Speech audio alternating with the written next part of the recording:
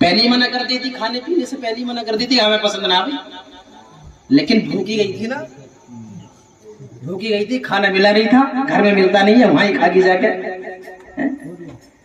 اتنی اچھی اسمارٹ لڑکیاں پھیل کر آ جاتی ہے، اس کے پیسے کا درد نہیں ہوتا، اس کی بیٹی کا درد نہیں ہوتا. لیکن ذرا دیکھو ضعیفہ کے، دیکھو بیٹا جوان، بیٹا اب فکر ہو گئی ضعیفہ کو کہ چاند سی دلہن لائی جائے. تو اس وقت کے دور کے مطابق ضعیفہ کسی چاند سی دلہن کو ڈھونڈتی پھر رہی تھی کہ کہیں رشتہ مل جائے، پڑھی لکھی لڑکی مل جائے. چاند سی دلہن سے مطلب یہ نہیں ہے کہ خوبصورت اور حسین و جمیل مل جائے. چاند اسی پر صادق آتا ہے کہ جس بچی کے دل کے اندر قرآن کا علم ہو.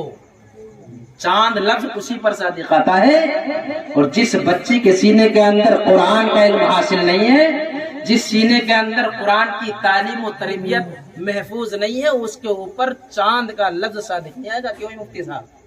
مفتی صاحب بیٹھے ہیں، بالکل ممبر ذمہ دار ہے، اس وقت پورا ذمہ دار ہے بھائی. اب سے پہلے تمام حفاظ و قرہ آتے تھے اور بیٹھ کے چلے جاتے تو کوئی ذمہ داری نہیں تھی. آج ذمہ دار اسٹیج ہے. اگر یہاں ذرا سی بھی کوئی غلطی ہوگی نا، کھٹ کیچ ہو جائے گی، سمجھ گئے؟ نہیں تو بڑی اس سے بولنا پڑے گا، بڑے حساب سے بولنا پڑے گا، کیچ نہ ہو جائے معاملہ. اب ضعیفہ تلاش کر رہی ہے کہ ایسی بچی مل جائے کہ جو قرآن کی تلاوت کرنا جانتی ہو، ایسی بچی مل جائے جو نمازوں کی پابندی کرنے والی ہو، ایسی بچی مل جائے یہ جو صوم و صلاۃ کی پابند ہو، ایسی بچی. لیکن ایک جگہ مل گئی اس کو بچی، تو بچی ملی تو دریائے دجلہ کے پار ملی. کہاں ملی؟ دریا کے بھیلا کے پار نہیں، دریائے دجلہ کے پار ملی. دریائے دجلہ کے پار ضعیفہ کو بیٹی مل گئی. اس وقت کی رسم و رواج کے مطابق بیٹی کو پاس کر لیا، بیٹی کو پسند کر لیا، کہہ دیا کہ یہ ہماری ہو گئی. اب تیاریاں شادی کی شروع ہو گئی.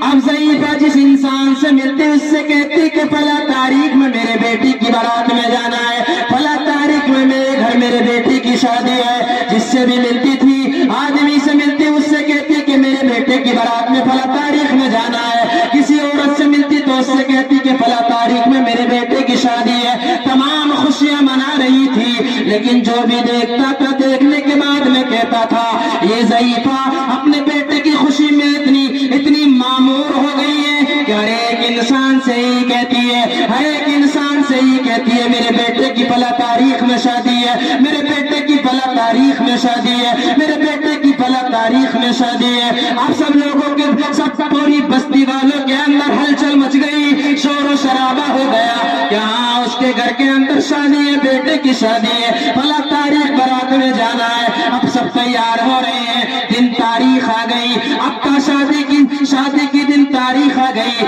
رسم و رواج کے مطابق کھانا کھلایا گیا، پانی پلایا گیا، مہمانوں کی مہمان نوازی کرائی گئی، ان کی تعظیم و تکریم کی گئی.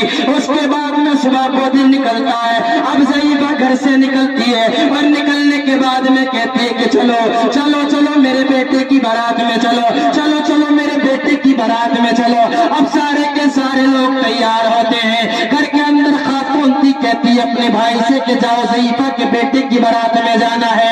اور بی بی تھی، کہتی ہے شوہر سے کہ جاؤ میرے سرتاج فلاں ضعیفہ کی بیٹے کی بارات میں جانا ہے.